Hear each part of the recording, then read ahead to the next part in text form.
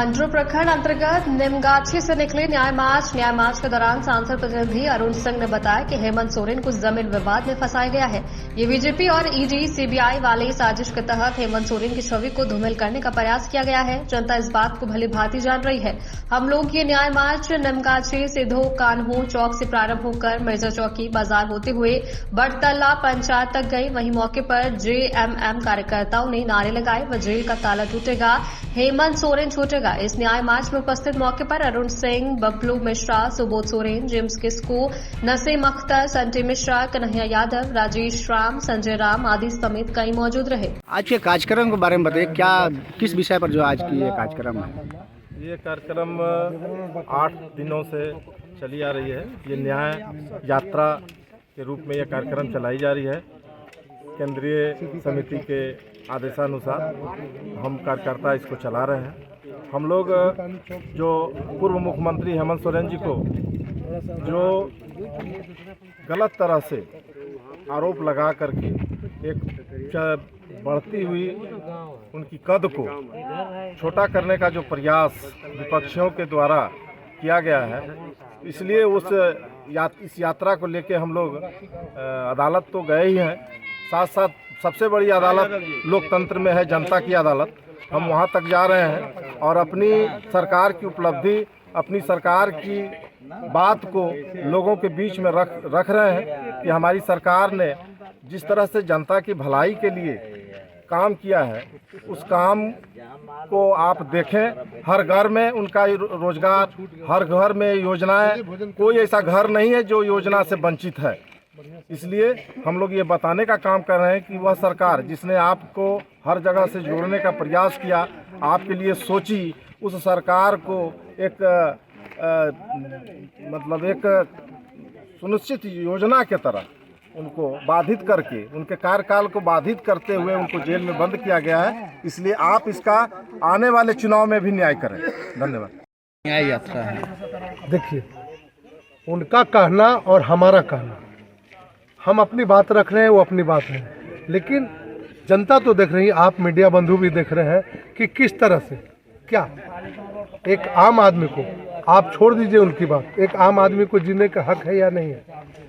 आप जानते हैं कि हमारा झारखंड प्रदेश जो संथाल परगना CNT-SP एक्ट के तहत जाना जाता है, तो तमाम जो लोग बसे हुए छोटे छोटे जगहों में बसे हुए हैं, तो किसी न किसी ने, तब तो सारे लोग गलत हो जाएंगे।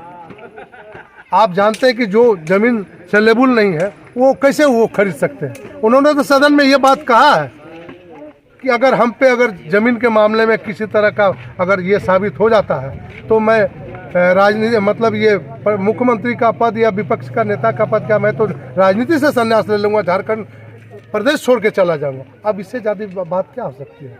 तो कम से कम उन्हें मौका तो दीजिए। आप तो कभी ज़मीन का मामला उठाते हैं, कभी अवैध का मामला उठाते हैं, कभी ट्रांसफ़र पोस्टिंग का मामला उठाते हैं। तो किस सरकार में ना ट्रांसफ़र पोस्टिंग होता है, तो क्या विकास का गाड़ी रोक दिया जाए? जांच करना आपका फर्ज है, जांच के दायरे में जांच करना चाहिए, लेकिन जांच के आड़ में किसी को प्रताड़ित नहीं करना चाहिए। मानसिक ये प्रताड़ना ही हो गया। और ये मात्र एक ही उद्देश्य है कि उभरता हुआ चेहरा, आदिवासी का एक युवा चेहरा, जो झारखंड के नहीं देश को भी उम्मीद है कि आदिवासी का एक इकलौता चेहरा होगा जो भविष्य में कभी देश का भी नाम रोशन करेगा, उसको षड्यंत्र के तहत फंसाने का काम किया जा रहा है। कि ताकि ये अगर जिस तरह से अपने कार्यकाल में उन्होंने जो काम किया, किसी से छुपा है क्या? 80 से 84 योजनाओं, जो छोटे बच्चे से लेके बूढ़ा जो बेसहारा आदमी है उसको 1,000 सर्वधन, न उसमें जाति, न धर्म, न कोई शिकवा न शिकायत, शिविर लगाकर लोगों को दिया जा रहा है।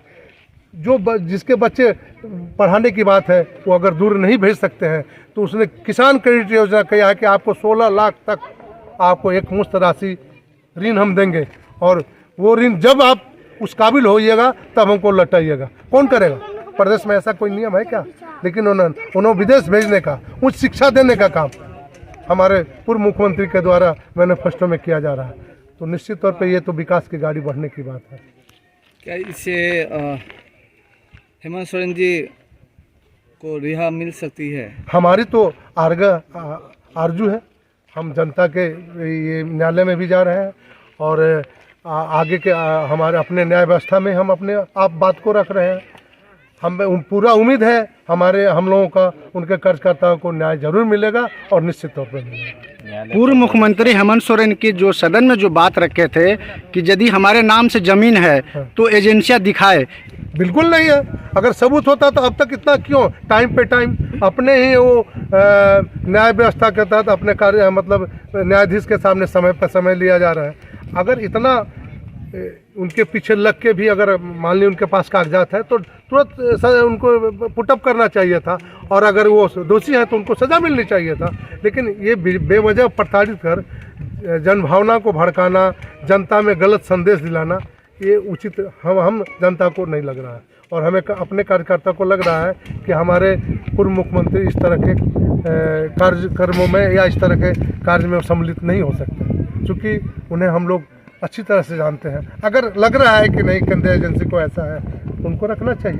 झारखंड में प्रधानमंत्री का आगमन हो रहा है, वो हमारे प्रधानमंत्री, उसमें हम उनसे हमारा ये शिकायत नहीं है। प्रधानमंत्री सिर्फ झारखंड के नहीं है, पूरे प्रदेश के हैं। उनका कार्यक्रम है झारखंड मुक्ति मोर्चा, उनके कार्यक्रम का ऐसा कोई बात नहीं है। लेकिन इस बात से ज़रूर उनसे आगाह करेगी और उनसे अपनी बात को रखेगी कि हमारे मुख्यमंत्री को आपकी एजेंसियों ने जिस तरह से फंसाया है उसको आप निश्चित तौर पे देखें और जल्द से जल्द रिहा कराने का काम कीजिए।